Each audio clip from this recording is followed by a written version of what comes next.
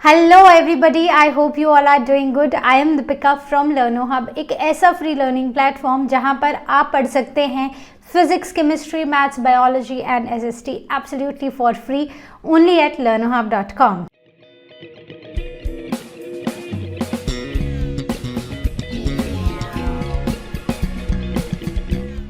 So we have already started this chapter in our last session जहाँ पर हमने discuss किया था economic importance of bacteria.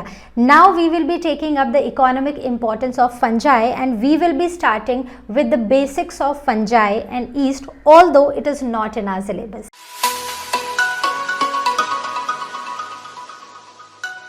So now coming on to fungi.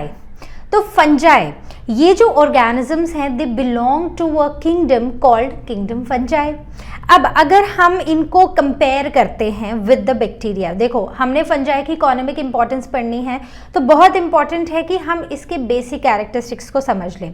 तो अगर हम इसको कंपेयर करते हैं with bacteria, so we will find it out that they are little more evolved as compare to bacteria. तो जैसे बैक्टीरिया थे तो बैक्टीरिया के पास कोई क्लोरोफिल नहीं था, वैसे ही इनके पास भी क्लोरोफिल नहीं है। तो इसका मतलब है कि यहाँ पर भी हमें फोटोसिंथेसिस देखने को नहीं मिलती है।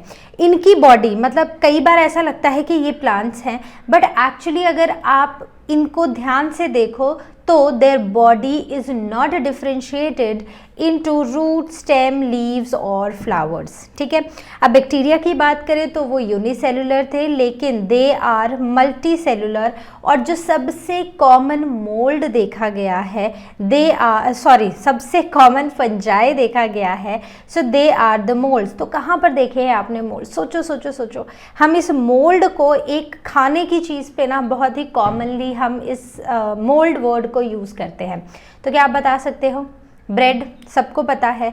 तो जब वो मॉनसून वाला सीज़न आता है ना, जब गर्मी होती है और साथ ही साथ उस टाइम पर बारिश बहुत होती है, तो वहाँ पर कौन सी कंडीशंस होती हैं? Warm and rainy conditions. तो उस टाइम पर they are that season is basically favourable for their growth.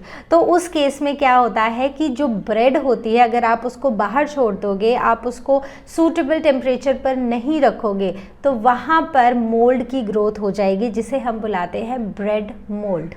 ठीक है, तो अब मोल्ड जो है ना वो और भी काफ़ी जगह ग्रो करता है, जैसे कि फ्रूट्स पे, जैसे कि लेदर पे, जैसे कि ट्रीज़ के बार्क पे।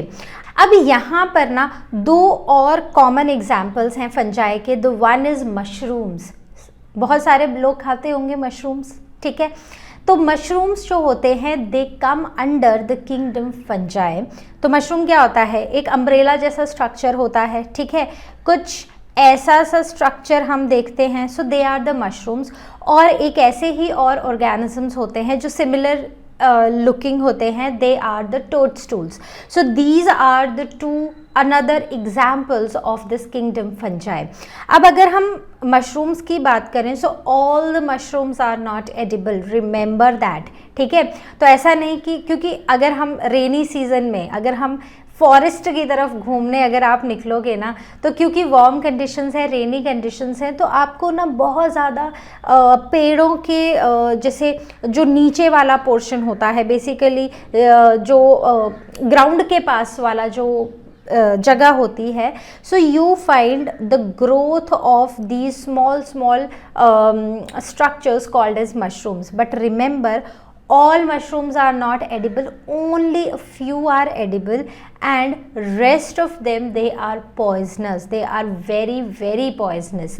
तो सारे के सारे मशरूम्स जो हैं वो खाने लायक नहीं होते हैं। तो इसीलिए जब भी आप मशरूम्स खाना चाहो और मशरूम्स खरीदो, तो उनको आपको खरीदना चाहिए एक ऐसी शॉप से जहाँ पर आपको पता हो कि जो सामान आता है, सब्जी आती है, वो एकदम अच्छी, फ्रेश और एडिबल होती है। ठीक है, तो आई होप इतना समझ आ गया। अब ये सब जो है ना, ये एज सच हमारे सिलेबस में नहीं है, लेकिन क्योंकि हमने इकोनॉमिक इंपॉर्टेंस पढ़नी है तो हम थोड़ा सा इसके बारे में जान लेते हैं।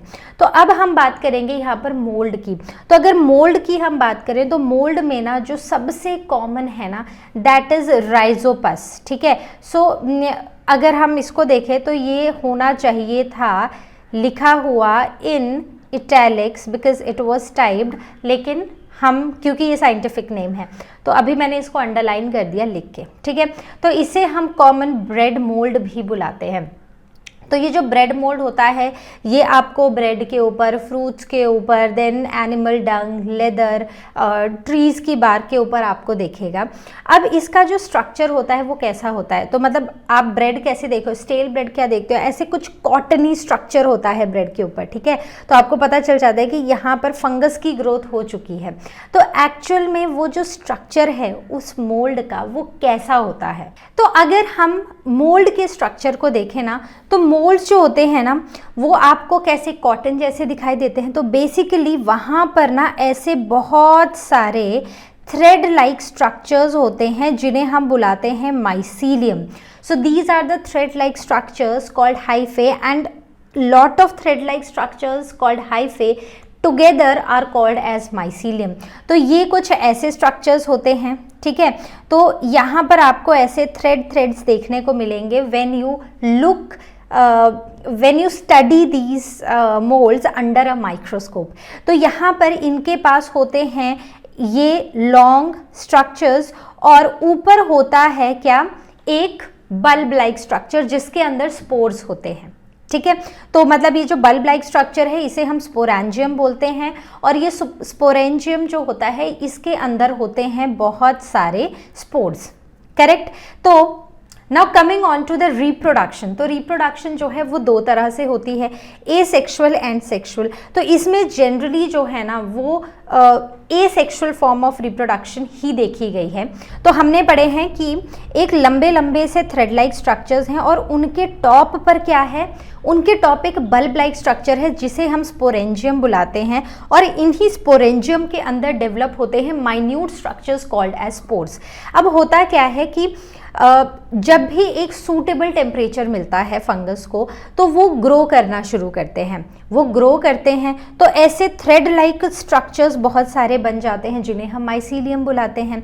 अब जब माइसीलियम बन जाता है, माइसीलियम के थोड़े ही दिन बाद ना कुछ जो स्ट्रक्चर्स होते हैं वो ऐसे इरेक्ट हो जाते हैं, ठीक है, और इन्हें हम बुलाते हैं हाइफे। क्या बुलाते हैं, हाइफे। अब हाइफे के ऊपर, ठीक है, होते हैं स्पोरेंजियोपोर्स। क्या होते हैं, सॉरी स्पोरेंजियम होते हैं, ठीक है। मतलब इनको हाइफे को हम स्पोरेंजियोफोर्स बुलाते हैं, राइट।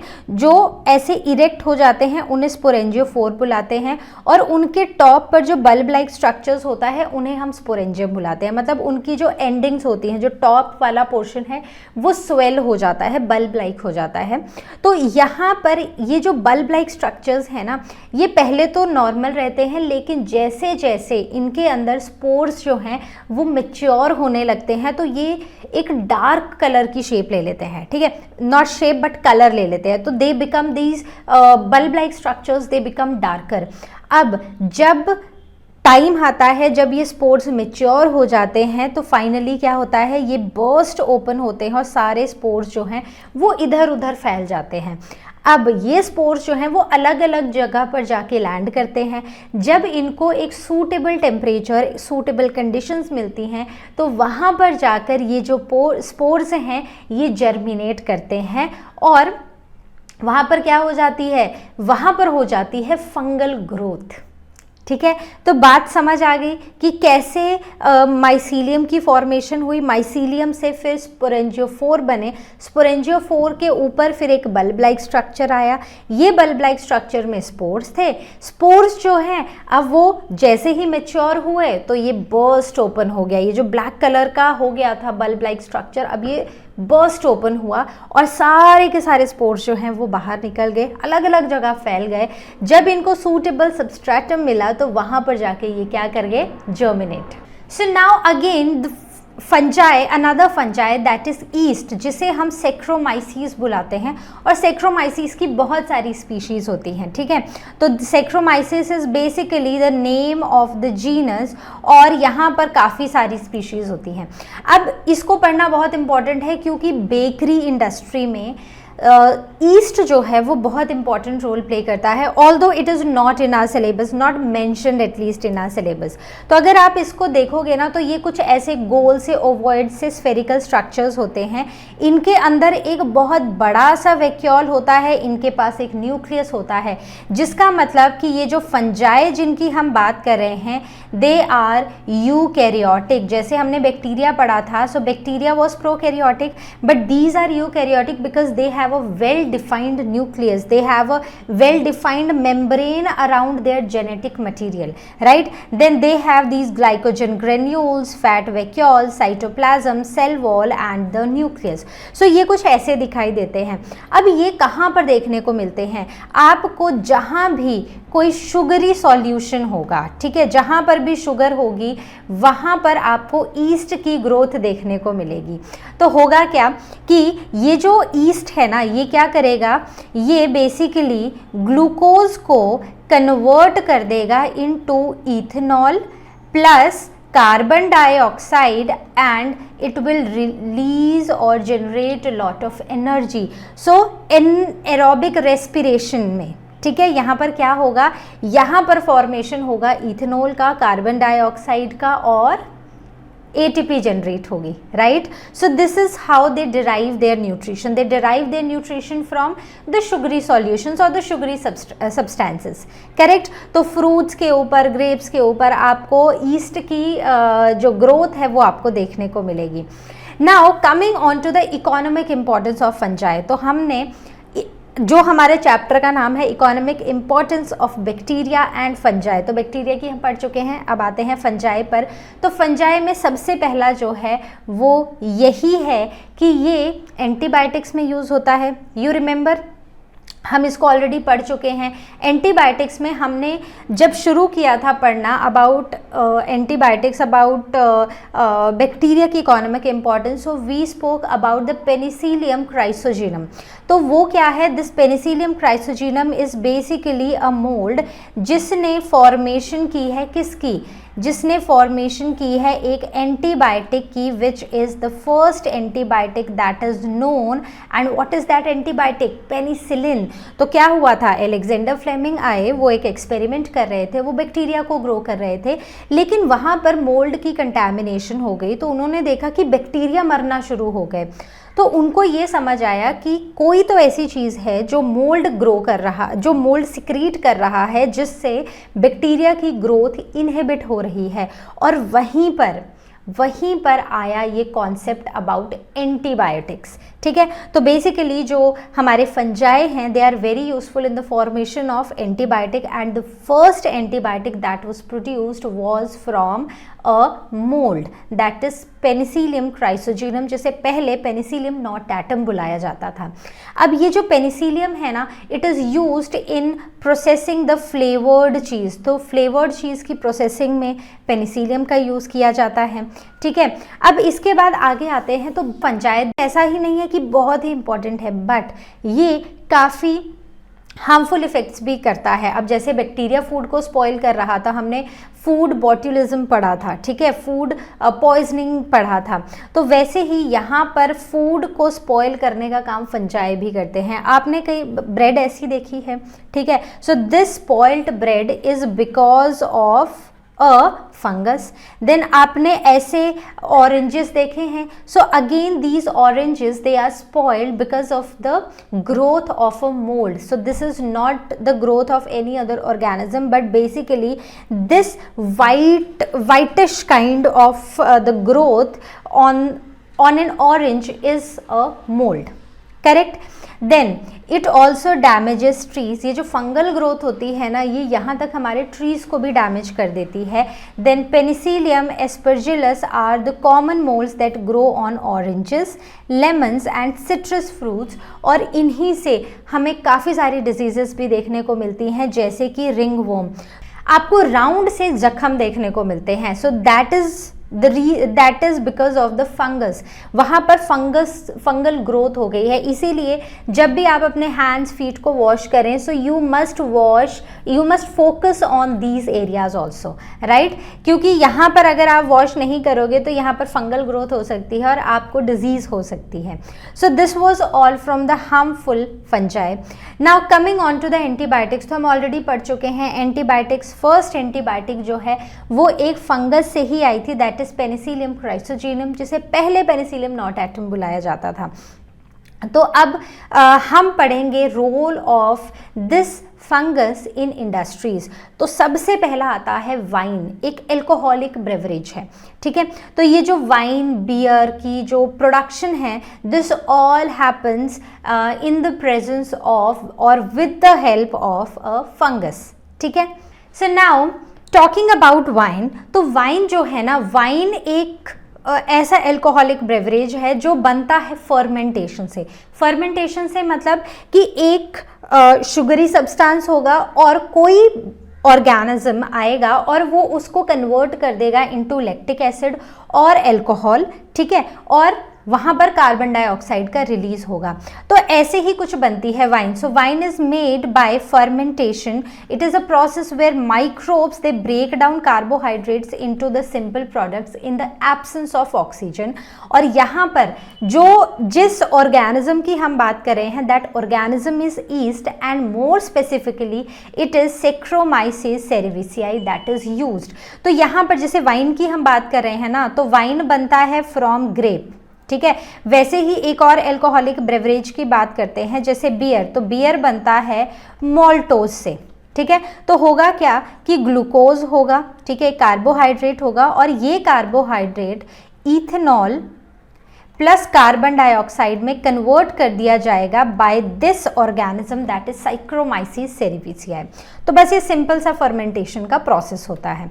अब यहाँ पर कैरेक्टरिस्टिक्स बहुत इंपॉर्टेंट है। देखो वाइन क्या है, वाइन एक एल्कोहलिक ब्रेवरेज है। अब जब वाइन बन रहा है ना, तो ये जो सेक्रोमाइसिस सेरेविसियाई है ना, ये क्या कर रहे हैं, ये शुगर को कन्वर्ट करते जा रहे हैं इनटू व्हाट, इनटू इथेनॉल। और धीरे धीरे धीरे धीरे क्या होता है कि ये जो ईस्ट है ना, ये खुद मरता जाता है और हमारे पास जो लास्ट में रह जाता है that is just the wine, ठीक है। तो मतलब जो लोग वाइन पीते हैं, they are not drinking saccharomyces cerevisiae, उसमें ईस्ट नहीं होता है, उसमें सिर्फ वाइन ही होती है, सिर्फ वो एल्कोहलिक ब्रेवरेज ही होता है। During the process of formation of wine ये जो ईस्ट है ये मर जाता है।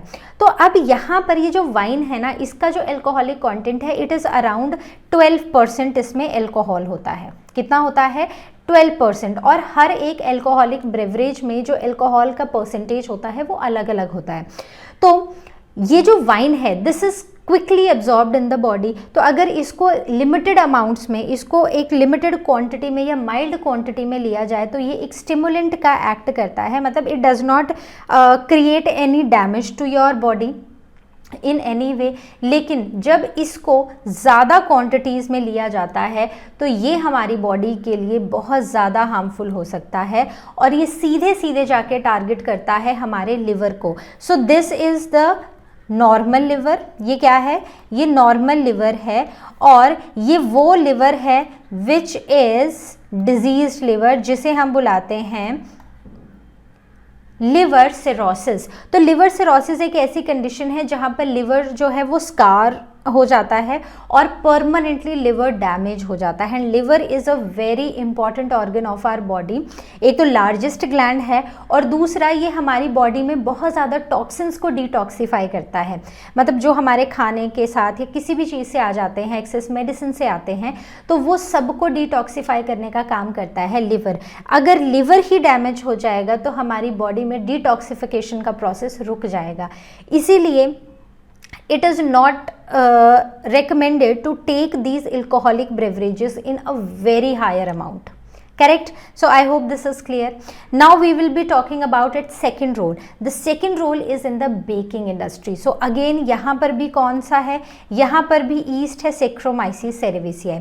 तो हम क्या करते हैं, बेकिंग इंडस्ट्री में क्या बनता है, आटा बनता है, ठीक है, डो बनेगा। तो डो में क्या होगा, हम आटा लेंगे, ठीक है, फिर थोड़ा सा कुछ शुगर डालेंगे उसमें, थोड़ा सा कुछ ऑयल घी डालेंगे उसमें, थोड़ा पानी का यूज़ करेंगे और हम थोड़ा सा ये माइक्रो ऑर्गेनिज्म डालेंगे।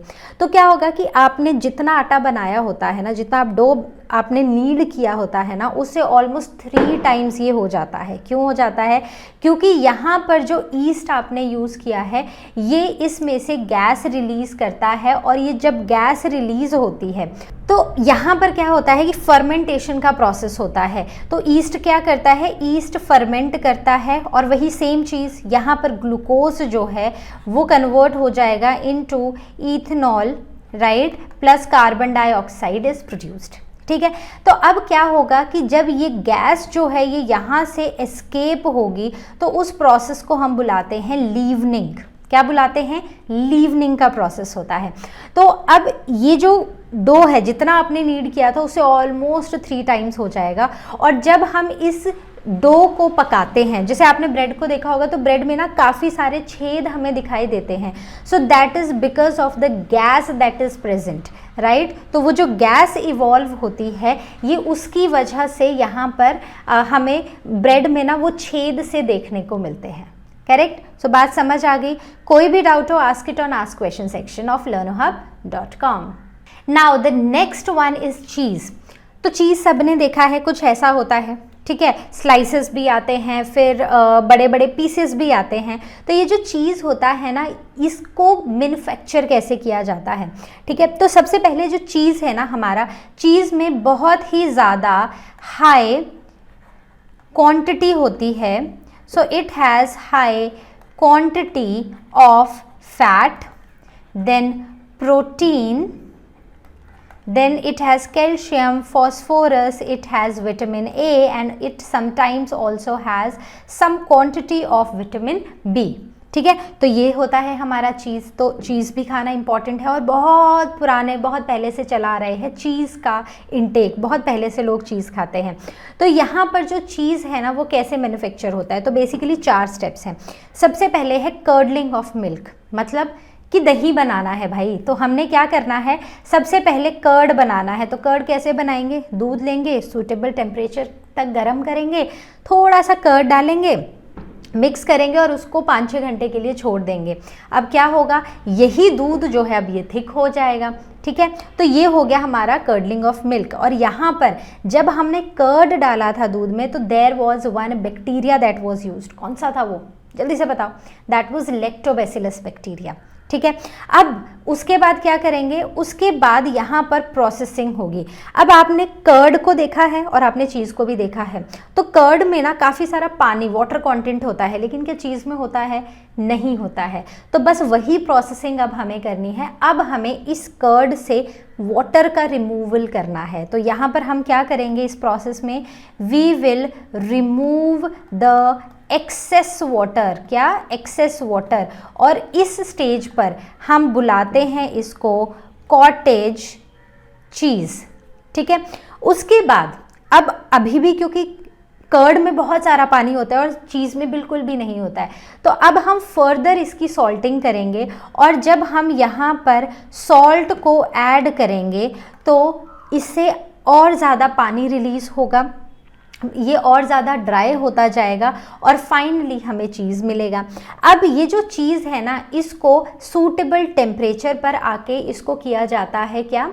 इसको किया जाता है प्रोसेस। और सूटेबल टेम्परेचर पर रखने के बाद हम क्या उसको टेम्परेचर दे रहे हैं, क्या हम उसको ह्यूमिडिटी दे रहे हैं, वो उस पर डिपेंड करता है कि हमारा जो चीज़ है अब वो किस फ्लेवर का हमें मिलेगा। ठीक है, तो चीज़ के फ्लेवर्स होते हैं और वो फ्लेवर डिपेंड करते हैं हमारे इस लास्ट स्टेप पे, दैट इज़ राइपनिंग। तो यहाँ पर एक सूटेबल टेम्परेचर का होना और एक सूटेबल ह्यूमिडिटी का होना बहुत इम्पॉर्टेंट है, जो ये डिसाइड करेगा कि चीज़ का फ्लेवर क्या होने वाला है। हमने इसमें क्या किया था, हमने इसमें शुरू में ही लैक्टिक एसिड बैक्टीरिया ले लिया था। वो लैक्टिक एसिड बैक्टीरिया हमारे लास्ट स्टेप में दैट इज़ राइपनिंग में भी उतनी ही बहुत इम्पॉर्टेंट रोल प्ले करेगा। Correct. So these are the 4 steps of manufacturing of cheese. और ये जो हमारा लास्ट स्टेप है ना, यहाँ पर हम लैक्टिक एसिड बैक्टीरिया तो हमने पहले ही डाल दिया था. लैक्टिक एसिड बैक्टीरिया के साथ साथ यहाँ पर हम कुछ और चीज़ें भी ऐड कर देते हैं अपने इस पूरे के पूरे प्रोसेस में. लास्ट स्टेप में कुछ और microorganism that is yeast is added so as to impart a specific flavour to the cheese that we are making. Correct. So now coming on to the next role of fungus in our industry and that is the mushrooms. तो mushroom सबने खाए हैं, खाए नहीं होंगे तो देखे ज़रूर होंगे. ठीक है. तो कुछ ऐसे दिखाई देते हैं मशरूम. तो मशरूम्स जो है ना वो बहुत तरह के होते हैं. मतलब एक ऐसी कैप जैसी होती है और नीचे स्टॉक होती है. ठीक है. तो ये क्या है, ये ऊपर कैप है और ये नीचे स्टॉक है. अब बहुत सारे तरह के हमें मशरूम्स देखने को मिलते हैं. अगर आप रेनी वार्म सीजन में जाओगे जंगल की तरफ घूमने तो आपको बहुत जगह ऐसी छोटी छोटी ग्रोथ देखने को मिलेगी. Remember, all of them are not edible mushrooms. ठीक है. तो इसीलिए कोई भी मशरूम को उठा के हमें खाना नहीं होता है. So they are not edible, all of them are not edible. तो हमेशा एक जो भरोसे वाली शॉप होती है ना वहीं से मशरूम्स खरीद के खाने चाहिए. तो जो सबसे एडिबल मशरूम है जो थ्रू आउट द वर्ल्ड खाया जाता है दैट इज अगैरिकस बाइस्पोरस. ठीक है. So this is the edible mushroom. अब ये जो मशरूम्स है ना ये बेसिकली हमारे पास 3 तरह के होते हैं. राइट. सबसे पहला होता है वाइट बटन मशरूम. ये जो मशरूम है जो हम खाते हैं ना that is white button mushroom, that is agaricus bisporus. Then paddy straw mushroom that is volvariella. Then oyster mushroom that is pleurotus. ठीक है. So these are the 3 kinds of mushrooms और इन सब के नाम आपको याद रखने हैं. और इंडिया में जो मशरूम ग्रो किया जाता है that is this white button mushroom that is agaricus bisporus. Right. And throughout the world यही मशरूम खाया भी जाता है. Remember these names. Right. Then coming on to their cultivation. तो मशरूम की जो कल्टिवेशन होती है ना ये इंडोर्स होती है और इसको ना बहुत ज़्यादा स्पेस नहीं चाहिए है और साथ ही साथ इसको बड़ा ज़्यादा रॉ मटेरियल भी नहीं, बहुत एक्सपेंसिव रॉ मटेरियल भी नहीं चाहिए है. इसलिए इसकी प्रोडक्शन काफ़ी ज़्यादा इकोनॉमिकल होती है. तो ये 5 स्टेप्स होते हैं in the cultivation of mushroom. Let us understand those 5 steps. The first step in the cultivation of mushrooms is composting. मतलब क्या है कि हमें बनाना है कंपोस्ट. बेसिकली हमें कंपोस्ट की प्रिपरेशन करनी है. हमें एक रिक्वायर्ड अमाउंट ऑफ न्यूट्रिएंट्स जो हैं वो हमें उन मशरूम्स को देने हैं. तो हम क्या करेंगे, हम सबसे पहले वीट या फिर पेडी का स्ट्रॉ लेंगे. ठीक है.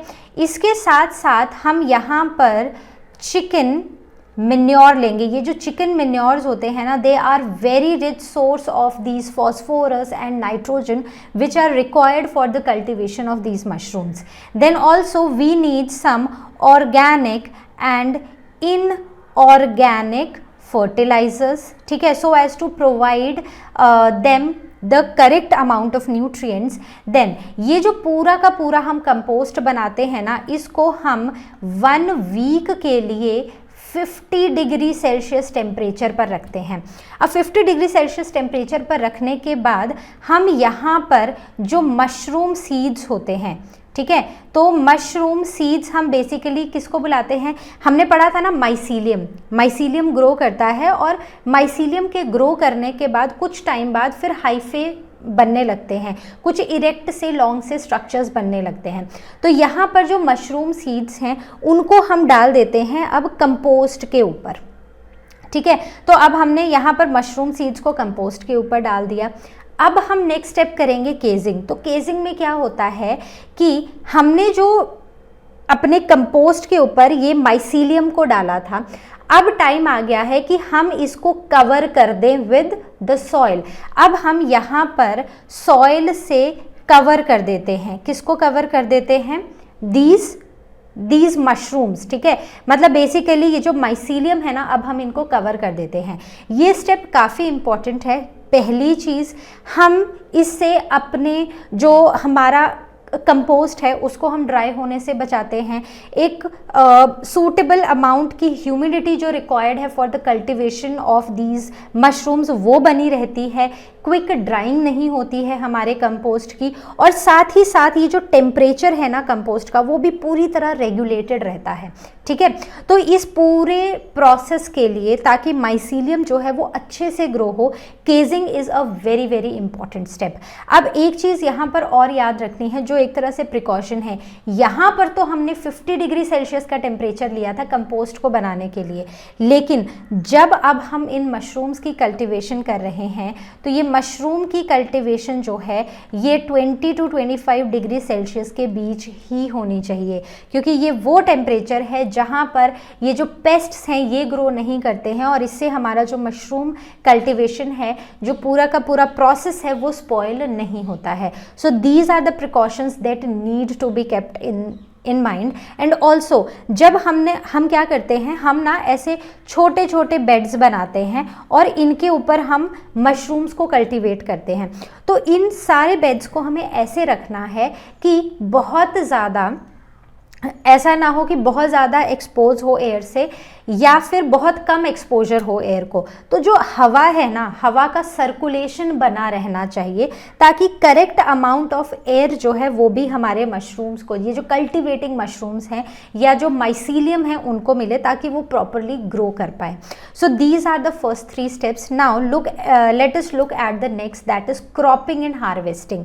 तो क्रॉपिंग और हार्वेस्टिंग में क्या होता है, तो होता क्या है कि अब हमने माइसीलियम को हमने प्रॉपर कंडीशंस दे दी थी, ह्यूमिडिटी भी, हवा भी, फिर उसको न्यूट्रिएंट्स भी पूरे दे दिए थे।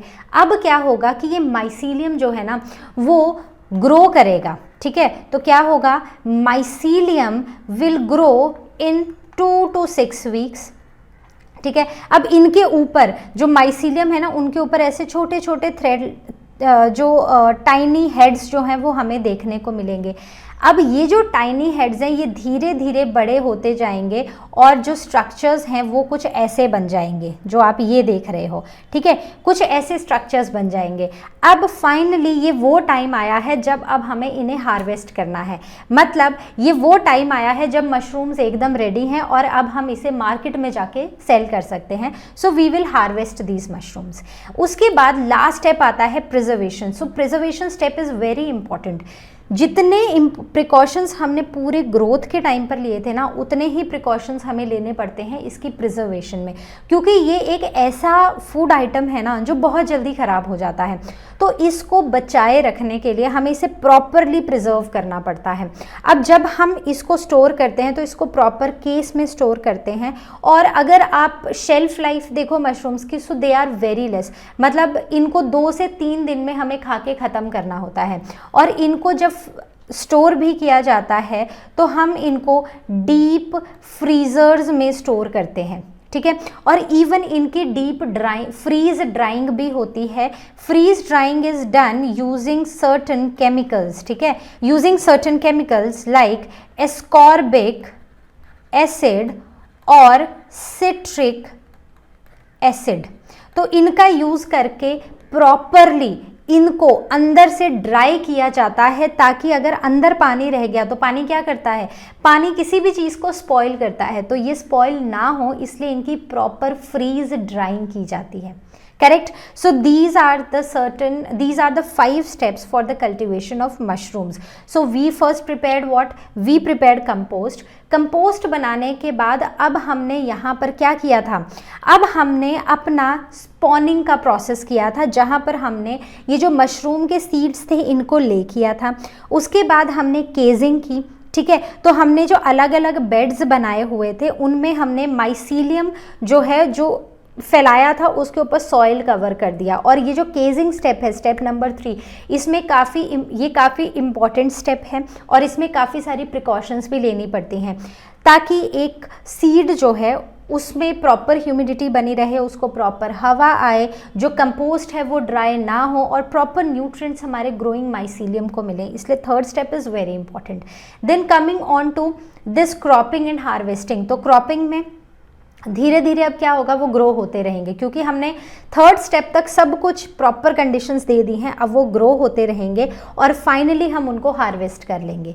फिर आता है फिफ्थ स्टेप, जो कि इक्वली इम्पॉर्टेंट है एज द थर्ड स्टेप, क्योंकि यहाँ पर हमें मशरूम्स को प्रिजर्व करके रखना है। इनकी शेल्फ लाइफ बहुत कम होती है and if they get exposed to air, if they get exposed to more warm temperature, वो ख़राब हो जाएंगे। तो यहाँ पर preservation is very very important. Now coming on to the nutritional value of mushrooms. So mushrooms are nutritionally very very rich.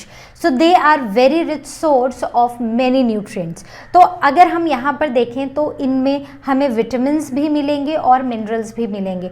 बहुत सारे vitamins होते हैं, जैसे कि niacin that is B3, pantothenic acid that is B5 and biotin that is B7। तो ये सारे के सारे विटामिन्स हमें यहाँ पर मिलते हैं। साथ ही साथ जब हम इनकी कुकिंग करते हैं, मतलब जब हम मशरूम्स बनाते हैं, so a very important thing over here is that they do not lose their vitamin content. इनमें इतना सारा विटामिन कंटेंट होता है और वो कुकिंग, कैनिंग और डिहाइड्रेशन के टाइम्स विटामिन्स को रिटेन करते हैं। जो हमारे फ्रेश मशरूम्स होते हैं, they have around 85 to 95 moisture content. There are 3% of proteins, 4% of carbohydrates, 0.3 to 0.4% of fats and minerals and vitamins around 1%. So they are a very very rich source of nutrition. तो mushrooms अपनी diet में ज़रूर include करने चाहिए, right. So I hope ये सब कुछ आपको समझ आया है, आपको मशरूम्स की कल्टिवेशन समझ आई है अच्छे से। कोई भी डाउट हो, ask it on ask question section of learnohub.com. So before we wrap up this session and this chapter, let us talk about some questions. So the question number 1 is tinned and sealed food always safe to eat? Give reasons in support of your answer. तो ये जो sealed या tinned food होता है, क्या ये हमेशा safe होता है खाने के लिए? So what is your answer? So my answer is no. If your answer is yes, please write it down in the ask question section and do give me the reason, ठीक है। तो हमेशा safe नहीं होता है, क्योंकि यहाँ पर बैक्टीरियल कंटैमिनेशन का डर रहता है, ठीक है। तो हो सकता है कि उसके अंदर बैक्टीरियल टॉक्सिन्स हो और जिससे बॉट्यूलिज्म या फिर फूड पॉइजनिंग हो जाए। क्या हो जाए? फूड पॉइजनिंग हो जाए, और उस फूड पॉइजनिंग का रिज़ल्ट जो है वो काफ़ी फेटल भी हो सकता है। तो ये जो खाना है, ये हो सकता है कि बैक्टीरियल कंटैमिनेशन हो, जिस वजह से हम ये बोल सकते हैं कि it is not always safe to have this tinned and sealed food. With the fast going से सोसाइटी नाउअडेज, ये जो टिन्ड और सील्ड फूड है ना, इसका बहुत ज़्यादा ही ये फैशन में आ चुका है। But let me tell you, it is not at all healthy to have these packed foods, right? So always eat fresh from your home. So the next question is, it is advised that every living room in the house should get direct sunlight at least for a short time. Give reasons. तो देखो, सबसे पहली चीज़ what I felt, I always feel कि जो घर है ना वो properly ventilated और light आनी चाहिए घर में. So when the sun rays come into your house early in the morning, you feel very fresh and you feel very positive. ठीक है, तो ये तो आंसर से थोड़ा सा अलग था. अब जब हमारे रूम में सनलाइट आती है, जब हमारे रूम में सूरज की किरणें आती हैं, ठीक है, तो उससे क्या होता है कि हमारा जो पूरा घर है वो नेचुरली डिसइंफेक्ट होता है. तो ये जो सन रेज है ना, so basically these sun rays they are the natural